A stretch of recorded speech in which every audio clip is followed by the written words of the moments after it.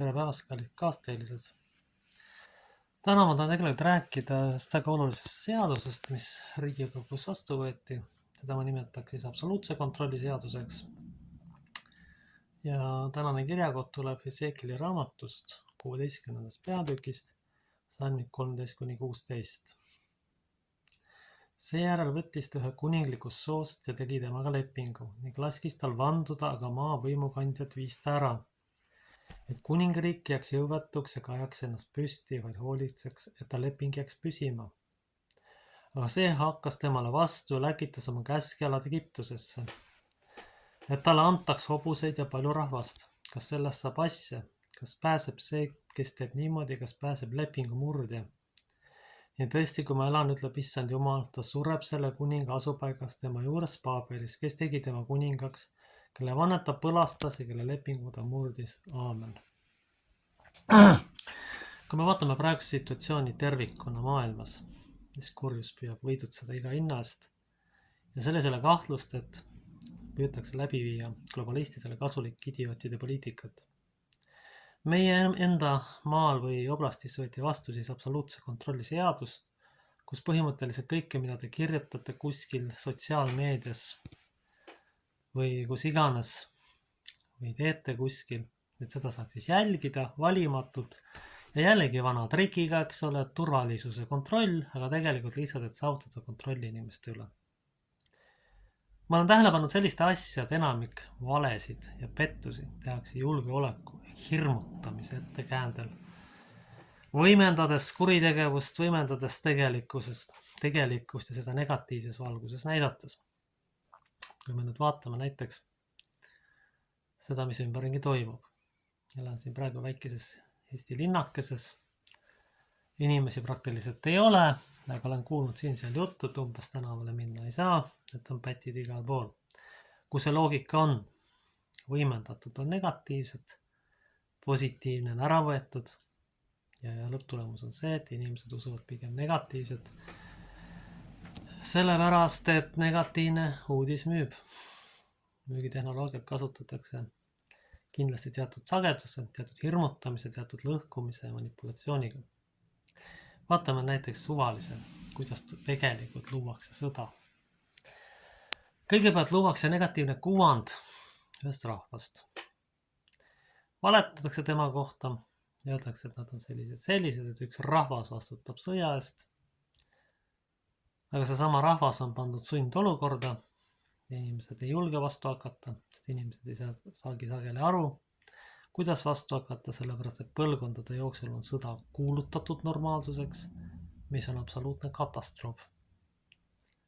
Probleem ongi selles, et sõda on lihtsalt grupi kitsaste seltsimeeste tuluallikas, lihtsalt kontrolli saavutamiseks ühiskonna üle. Kuidas siis saavutada kontrolli ühiskonna üle? Kõigepealt tuleb likvideerida või juhtpositsioonidelt minema jääda inimesed, kes tegelikult omavad mõtlemisvõimed, nende teed kinni panna. See on esimene punkt. Ja järgmiseks tuleb võimule aidata võimudele kasulikud idioodid, ütleme otse välja. Soodustada igasuguste patuste, mannetute ja võimetute tüüpide haridust, et nad võimule saaksid. Kõige hullem, mida me teha saame, ongi need kaks asja. Kui need kaks asja kokku panna, siis edaspidine on tegelikult väga lihtne ja siis igasuguse kontrolli kehtestamine ühiskonnas on äärmiselt lihtne. Juna juhtpositsioonidel on sellised tüübid, nagu me praegugi meie maal siin näeme, kellel puudub mõtlemisvõime või kes on nii orjalikud, et on nõus täitma igasuguseid käskusid, mis parasjagu kuskilt nende tegelik isandade poolt antakse, siis on kõike võimalik lihtne juhtida.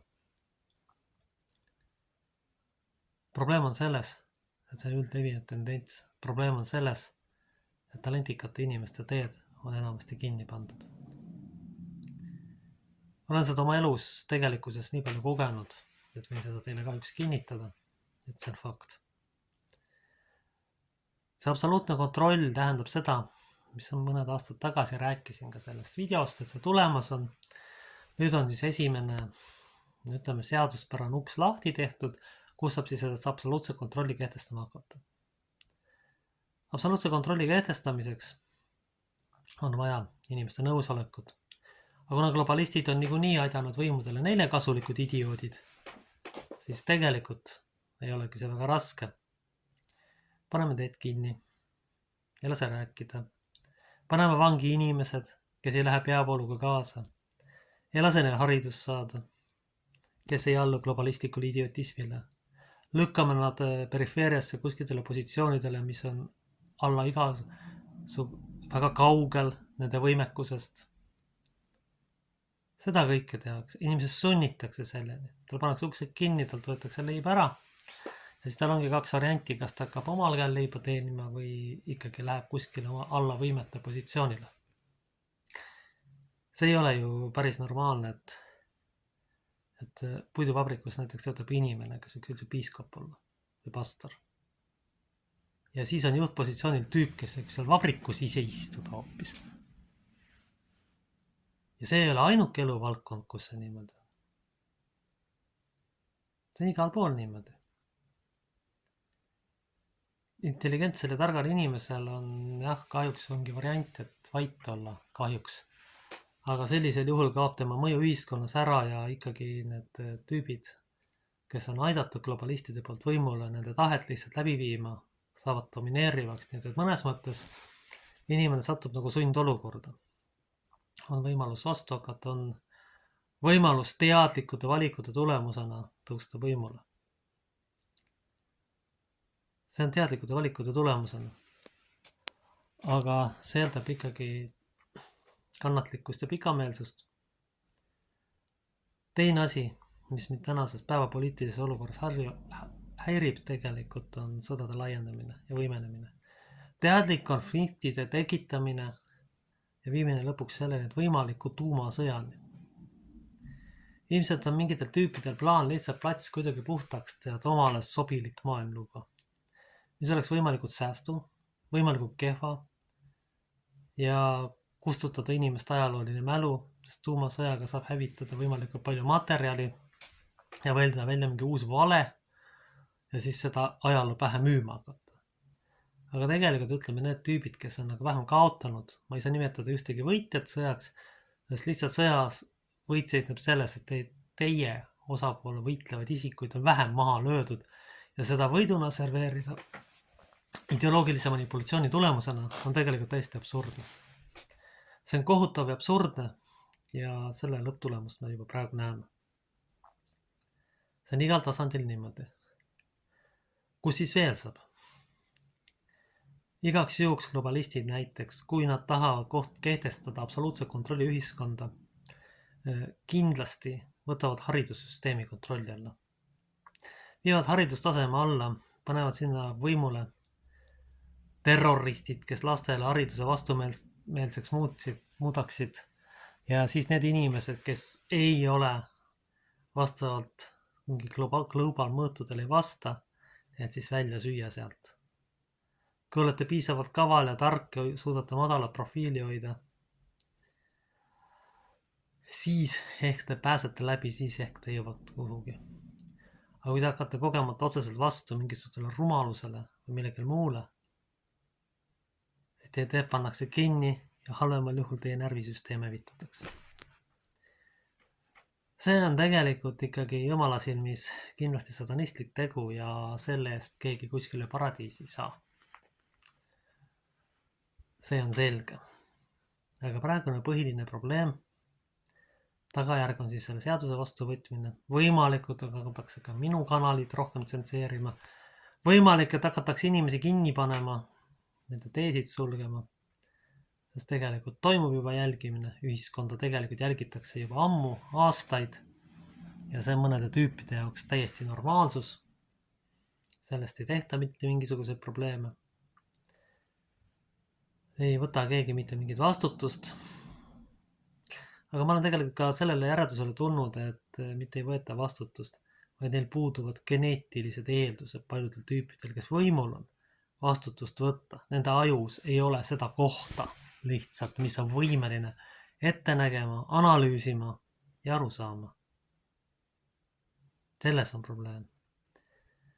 Nende võimekus ulatub põhimõtteliselt kohvimasinate ja mingite raha vasakule kantimistena, aga mitte mingite reaalsete asjade tegemist. Kui seda tehakse, siis tehakse seda minimaalselt ja selleks, et lihtsalt profiiti lõigata, aga tegelik mõttelaad on hoopis mujal. Kindlustada iga hinnast oma võim ja rahvast on täiesti ükskõik, mis saab. Kuna tegemist on ikkagi tankistidega, siis saame paljudel juhtudel seda võimuks nimetada. See ei ole võim. See on oma tankistliku positsiooni kindlustamine selle jaoks, et hoida iga hinna eest kinni hüvedest, mida globalistid neile tegelikult andavad. Need üldised tendentsid, mis ühiskonnas on, teevad mind ikkagi murelikuks, sellepärast et me oleme siiski liikumas juba kahjuks jätkuvalt globalistliku kontrolliühiskonna poole. Siin on täidud nagu need 2 punkti ka, et inimesed mõtlemisvõimetud tüübid on võimule aidatud ja haridussüsteem on tegelikult muudetud võrreldes mingite aegadega nii säästumarketiks enamasti, et seal ei saagi mitte mingisugust reaalseid teadmisi sageli, vaid nad on ajalooliselt kõrvale kallutatud mingite ideoloogiatega, ära solgitud, ütleme otse välja. Selleni oleme läinud. Sellepärast tulebki meil hakata mõtlema selle peale, et mis edasi saab, et kui nüüd see 4-aastane hooaeg lõppemas on, et siis just tuleks sinna valida neid inimesi, kes selle agendaga nii lihtsalt kaasa läheks ja kellel on ikkagi mingisugune mõtlemise analüüsivõime. Et kui te inimesed neid valikuid teete, siis palun mõtlege selle peale, vaadake, millised viljad on praegusel süsteemil. Et viljasid ei olegi. Ühiskond on omadega miinuses ja teadlikud globalistidele kasulike idiootide poolt pankrotti lastud ja kõik perekondlikud ja kõik muud süsteemid on tegelikult teadlikult likvideeritud selleks, et saaks endale kasvatada kasulikke orjasid, kes küsimusi ei esita ja kes küsimusteta lihtsalt orjaksid. Tegelikult tahetakse selle tulemusena taastada orjanduslik ühiskond täies mahus. Seadus on see seadus, absoluutse kontrolli seadus on esimene samm orjaliku ühiskonna poole. Orjandusliku. Praegu on lihtsalt tegemist väga mõõduka orjandusega, aga siis võidakse minna selleni, et kõiki teie eluavaldusi kontrollida, mida te sööte, mida te joote, kellega te räägite, kas ja kui palju te kellegiga suhtlete. Selleni minnakse välja. Et selle seadusega on tegemist esimese sammuga päris orjandusliku ühiskonna poole, sest sellega saab teoreetiliselt kontrollida ka teie liikumist ja edasiliikumist ja vaatamist ja teie ärilisi tehinguid ja nii edasi. Järgmine samm oleks sularaha kaotamine, sellega saaks juba ühiskonna veelgi rohkem kontrolli alla. See on järgmine samm. Ja lõpptulemuseks on see, et ongi kellegile kasulik ühiskond, keda on väga lihtne kontrollida, keda on väga lihtne juhtida. Sest esiteks, juhtpositsioonid on mehitatud tankistidega. Need inimesed, kes osutavad teistsuguse, näitatakse tagakiusamise, teede kinnipanemise, hariduse äravõtmisega eemale, sellepärast, et haridus on kuulutatud ugrilaste poolt jumalaks. See asendaks isegi kirikut, ma ütleksin. Ma ei ütle, et haridus paha on, aga kõigepealt peaks jumal olema. Ja siis muud asjad. Sellepärast, et probleem on selles, et